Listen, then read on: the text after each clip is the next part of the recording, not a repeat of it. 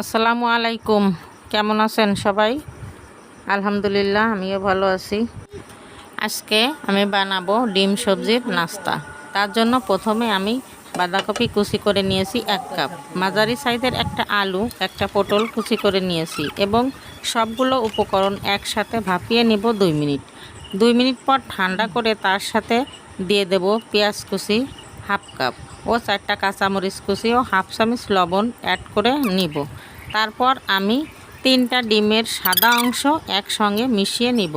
এরপর আমি একটা কড়াইতে কিছু সাদা তেল দিব এবং সবজির মিশ্রণটি মাঝখানে ফাঁকা করে গোল করে দিব এবং চুলার আঁচ একটু কমিয়ে রাখব।